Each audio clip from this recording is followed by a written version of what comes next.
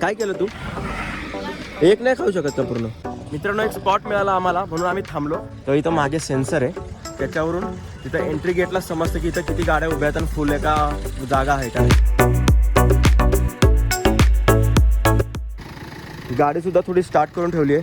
तसं diesel engine आहे त्यामुळे थोडं एक 5 मिनटं ना गाडी आयडलमध्ये स्टार्ट केलेली बरी असते, जेणेकरून इंजिनचं लाईफ पण वाढतं आणि आपल्यालाही पुढे त्रास नाही होत. सो जरा आणि वातावरण आज इथं थंड वाटतं आहे. म्हणजे आहे तुळजापूरमध्ये पण 14 डिग्री सेल्सिअस टेम्परेचर होतं, पण तिथे एवढी थंडी फील होत नव्हती.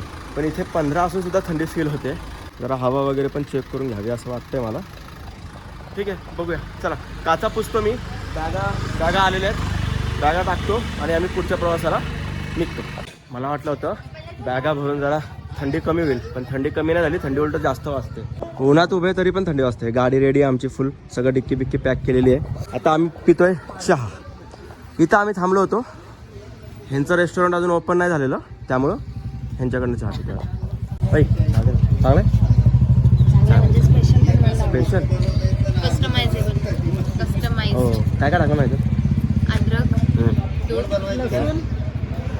लसूण, अद्रक लसूणची पेस्ट, हो. बिर्याणी मसाला. हा टाळ्या वाजवा ना आता. आरती म्हणा. हो घाणी लोटांगण लागलं की गाडी फिरवायची. बरोबर आहे, हे आमच्या हातूचं लॉजिक आहे.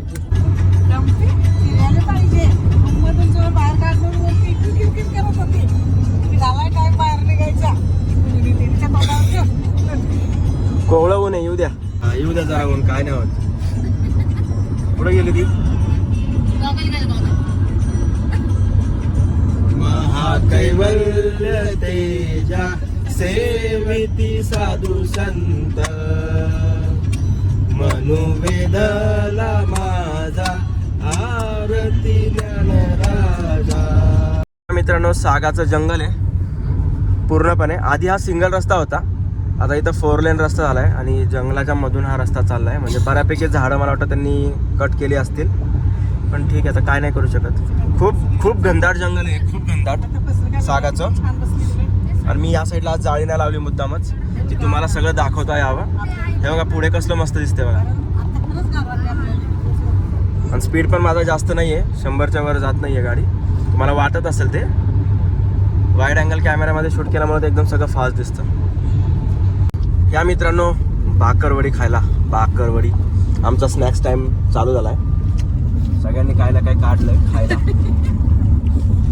आणि ऋता आमच्या तोंडाकडे बघते. आम्हाला एकही रेस्टॉरंट वगैरे काही मिळत नाही आहे. आता जे पहिलं रेस्टॉरंट वगैरे मिळेल तिथं आम्ही थांबवून ऋताला खाऊ घालू. कारण बघा हे असा एरिया आहे, कसं काय खाणार ना, कुठं काय थांबणार, कसं खाणार. सो गाडीत आम्ही तर खातोय. ऋताचं दूध पिऊन झालंय थोडं अजून खाऊ घालू. एक स्मॉल ब्रेक घेतलाय मित्रांनो, छुटकू ब्रेक, कारण बराच वेळ झाला. 1 तास 1.25 तास झाला. 100 किलोमीटर कव्हर केलेत, म्हणून थांबलो जरा, गाडीला साईडला घेतली. सावली पण मस्त आहे आणि ऊन पण एवढं कडक नाही आहे. सूर्यदेव एवढा काय प्रकोप नाही टाकत आमच्यावर. रस्ता मस्त आहे. हायवे सोडल्यानंतर हा सिंगल रस्ता चालू आहे पूर्ण. तर माहीत नाही अजून किती वेळ हा सिंगल रस्ता राहील. ठीक आहे बघूया. गाडीत तर हवा काय भरली नाही मी, कारण ट्यूबलेस आहे, ऑटोमॅटिक इन्स्टेट होत. काय केलं तू? एक नाही खाऊ शकत का पूर्ण? आता मगाशी अर्धा आणि आता अर्धा. एक गप तू. पप्पा तू जरा जास्तच आहेत. एवढं चांगलं पौष्टिक आणलंय मम्मीने, हे बनवून आणलंय घरून. खात नाही का? ऋता ए बेबी, ए बबडी कुठे आहे? माझी बबडी कुठे आहे? हाय.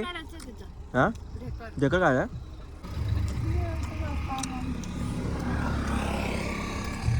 बसय बसय. पप्पा ऑन ड्युटी.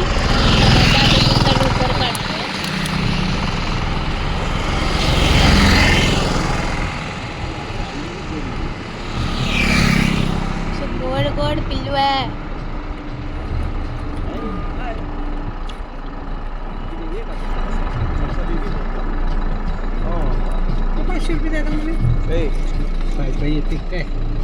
आलं काय? पण जरा जेवणात तर शिंकत ना. अरे चकली आता मला ओव्हर खाल्लं की शिंक येतेच. मित्रांनो आता आमचा प्रवास परत सुरू झालाय. काय म्हणते पाहिलं ना कालपासून बघत असेल मी किती वेळा खाते मला बरोबर शिकते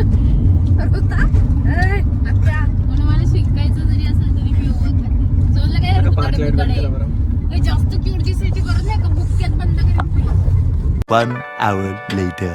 मित्रांनो हा आहे समोर समृद्धी एक्सप्रेस हायवे. पण आम्ही आता समृद्धीवरून जाणार नाहीये. तुम्हाला कळालं असेल की आम्ही कुठे चाललोय मे बी. तरी पण मी अजून आमचं डेस्टिनेशन आजचं नाही सांगणार आहे. जर आम्ही माहूरवरून डायरेक्ट वणीला जाणार असतो तर आता इथून मी समृद्धी हायवे साठी टर्न घेतला असता आणि डायरेक्ट सिन्नरला आम्ही हा हायवे सोडला असता. पण आम्हाला तसं नाही आणि भरपूर लांब आहे आणि हा रस्ता खूप बोर आहे समृद्धी. याच्यावर येणार नीट खायचे प्यायचे स्टॉल्स नाहीये काही नाहीये. म्हणून आम्ही आता चाललोय या दिशेकडे समृद्धी हायवेच्या खालून. आता बघा समोर आहे अकोला, नागपूर आणि मुंबई. आता या तिघांपैकी आम्ही अकोल्याला तर फिक्स चाललोय. ठीक आहे, पण आमचा स्टे अकोल्याला नाहीये. आमचा स्टे त्याच्या पुढे आहे. हो अकोला लागेल. बघा आम्ही भोर चाललोय बरं का मित्रांनो. बघा भोर चाललोय आम्ही. भोर गाव होतं आम्ही भोरला चाललो. माहिती नव्हतं पण आता समजतं. A few moments later. मित्रांनो एक स्पॉट मिळाला आम्हाला म्हणून आम्ही थांबलो. याच रस्त्यावर आम्ही चाललो होतो या साईडला आणि हा स्पॉट दिसला. हे बघा काय धरण आहे का काय आहे. मी आहे ना मॅपवर चेक केलं काय नक्की, पण हे धरण नाही आहे, हे तलाव आहे आणि खूप मोठा तलाव आहे. इथं गाडी लावली. ठीक आहे, गाडी तशी पुढं घेऊन जाऊ शकतो पण म्हटलं ठीक आहे थोडंसं चालता येईल. आणि आहे ना ऋता पण जरा अशी वळवळ करत होती जरा, त्याच्यामुळे म्हटलं जरा ब्रेक पण होईल, ती पण जरा बाहेर निघाल गाडीच्या. तुला भारी वाटतंय केवढं म्हणजे लांबपर्यंत नुसतं पाणीच आहे. म्हणून आम्ही थांबलो आणि थांबलोच होतं म्हटलं तुम्हालाही दाखवावं बरोबर का नाही. सो दाखवलं तर पाहिजे. आणि आता ह्या जॅकेटचा काही उपयोग नाही होते मला कारण ऊन तापतंय. पण काहीतरी करते काय करते तीच तिला माहिती. फोटो सेशन केलं इथं आम्ही आणि आता निघत होतो की ट्रॅफिक लागली. ट्रॅफिक बघा तिकडच्या पण गाड्या अडवल्या आमची पण गाडी अडवली यांनी. चला आता रस्त्याला लागतो मित्रांनो. फायनली सिंगल रस्ता संपलाय आणि आता एवढा मोठा हायवे लागलाय. 1 hour later. मित्रांनो इथे पार्क केली आणि आम्ही आता आलोय शेगावमध्ये गजानन महाराजांच्या दर्शनासाठी.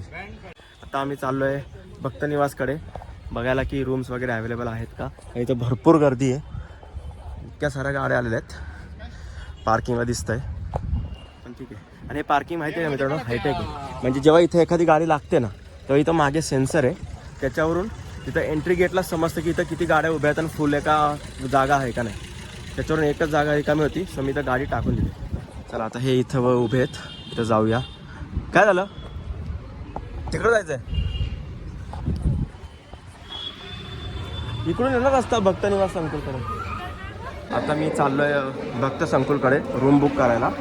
हा रस्ता आहे मित्रांनो बघा. इकडे मंदिराकडे जायचा रस्ता आणि ते आहे रूम नोंदणी कार्यालय म्हणजे रूम बुकिंग ऑफिस. स्वतः पण रूम इकडून जाऊ शकतो आपण मंदिराकडे. मित्रांनो या जेवायला सर्वांनी. लंच टाईम झालेला आहे. इथे हे फ्रीचं नाही आहे. बाहेर आम्ही पावती फाडलेली आहे 350 रुपये ना ते मंदिरात असतं ना पलीकडं तर आम्ही 5 जणांची 350ची पावती. मित्रांनो ह्याला म्हणतात बुटं घालायची सोय. बघा तिथं तुम्ही तुमचे टेकवा, इथं तुम्ही तुमचे पाय टेकवा आणि बुटं घाला. मी आत्ता तेच केलं आहे. चला जेवण झालं आहे आमचं. आता इथं तर रूम्स अवेलेबल नाही आहेत. सो आम्ही आता चाललो आहे आनंदसागरकडे. आनंदसागरच्या इथं रूम्स अवेलेबल आहे असं यांचं म्हणणं आहे. तिथेही नसतील तर बघू काहीतरी दुसरीकडे. हे बघून घ्या या शंभूला दाखवली ना ती बुटं घालायची खुर्ची. सोय म्हणजे सोय आणि सिविक सेन्स सगळ्यात छोट्या गोष्टींचा विचार केलेला आहे इथे समजी. चला आता वाहन तळाकडे जाऊ. हे इथं येऊन जरा जास्तच मराठी बोलतोय मी है ना. चला वाहन तळाकडे जाऊया. अरे आपल्याला पार्किंगला जायचं. या भक्त निवासच्या समोरच्या साईडला आहे. एक नंबर हायटेक पार्किंग आहे. बघा मित्रांनो हे असं पार्किंग आहे. हे बघा इथं सेन्सर असतात आणि हे प्रत्येक पार्किंग जिथं चालू होतं तिथे एक बोर्ड आहे. सगळ्यांना गाडी चालू करून दिली आहे. AC मध्ये बसतील. ऊन बेकार लागतं आहे. टेम्परेचर काहीतरी 32 का 33 आहे पण बेकार लागते ऊन आणि घाम पण खूप येतो आहे. चला मी तुम्हाला आता हे बघा इथे एक बोर्ड आहे. हा या बोर्डवर लिहिलेलं असतं. मित्रांनो मी जे काय आता बोललो येताना माझा फोन हँग झाला कारण आता टेम्परेचर एवढं की माझा फोन गरम झाला आहे. आता सुद्धा रेकॉर्डिंग होते. तर आता आम्ही चालू आहे आनंद सागरकडे. रूम बघतो, आराम करू थोडा वेळ आणि मग येऊ संध्याकाळी गजानन महाराजांच्या दर्शनाला. चलो बाय. बघा मित्रांनो, बघा पार्किंग. हे बघा असं इथं लिहिलेलं असतं किती फुल आहे, किती अवेलेबल आहे, कॅपॅसिटी वगैरे. पण तिथं सेन्सर्स कुठे आहेत हे समजलं नाही मला. प्रत्येक खांब आहे त्याच्यात सेन्सर आहे काय का जमिनीत लावलेत? मागे गाडीच्या मागे ते रेड आहे ते. हा ते माहिती आहे पण काय माहित आता. हे बघा मित्रांनो, हे असं दिसतं या पार्किंग मध्ये की बाईक किती आहेत, बाईकची कॅपॅसिटी किती आहे, अवेलेबल किती आहेत, ह्या सगळ्या गोष्टी अशा दिसतात. आनंद विहार म्हणून आहे इथेच, तिथे आलोय. इथं सावलीला मस्त गाडी लावली. कार पार्किंग ॲक्च्युली त्या साईडला पण आहे, पण तिथे झाडांना पालाच नाही, म्हणजे पानच नाही, त्याच्यामुळे सावली दाट पडत नाही आहे. इथे एक नंबर सावली पडली आहे. इथं कोणीच नाही अख्ख्या पार्किंगमध्ये, म्हणून मी इथं गाडी लावली सावलीला. म्हणजे गाडीसुद्धा गार राहील, आपली बॉडी पण गार राहील. मित्रांनो इथून रूम बुकिंग केलेली आहे. आणि हे बघा विठ्ठलांची मूर्ती आहे, आपल्या ज्ञानेश्वर महाराज आहे, मुक्ताबाई दिसते, त्यानंतर सगळेच आहेत. बघा मित्रांनो इथं ट्रॉल्या दिसत आहेत. आता त्या ट्रॉल्या घ्यायच्या आहेत, कारण पुढे ट्रॉली आहे का नाही माहीत नाही. आणि मी म्हटलं काका एकटेच या, तर काकू त्यांच्या मागं येतातच आहेत. शेगाव कचेरीचा बोर्ड दिसलाय. कुठे आहे? आपल्या रूमच्या समोर. हा एक नंबर. आम्हाला शेगाव कचोरी, जसं काल आम्हाला उसाचा रस प्यायचा होता ना, तसा आम्हाला शेगावची कचोरी खायची आहे आणि ते आम्ही खाऊन राहणार आहे. चला आता ह्या ट्रॉला घेऊ आणि निघू. घेऊन टाका एक. नाही बस झालं ना एवढं दोनच. ऋताचं सामान हा ते आहे. पिशव्या नाही काढायच्या. हा ठीक आहे चला 3 घेऊ. दोघांमध्ये बसलं तर ठीक आहे. हां नाही बाकीचं काय नाही काढायचं. चला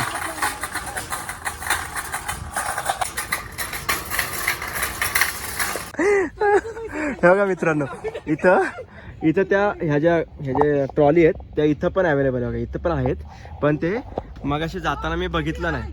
काय कुठे आहे? कुठे तिथंच नेत असेल. अहो हे असे बांध सगळीकडे आहेत. मी तिथं चालू ते बांधला फॉलो करत मी तिथं पोहोचलोय. एवढं लांब आहे ते. आम्ही तिकडनं 3 ट्रॉल्या अशा लहान बाळासारख्या ढकलत घेऊन आलोय. तुला कसं तरी वाटत होतं, लाज वाटत होती. घे स्नेल पुढे गाडी. हो मी घेतो.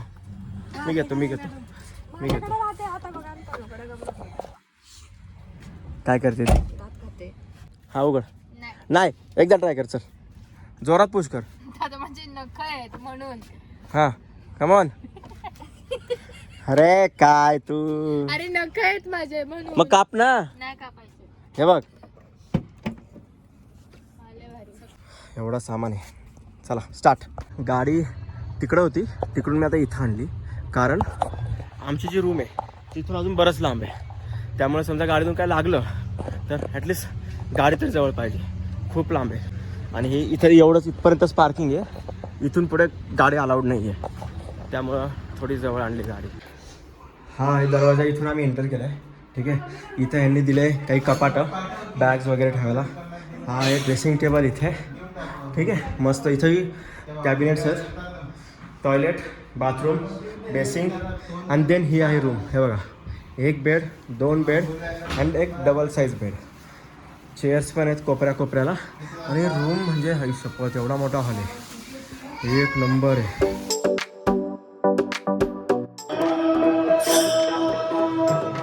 मित्रांनो गर्दी तर आहे.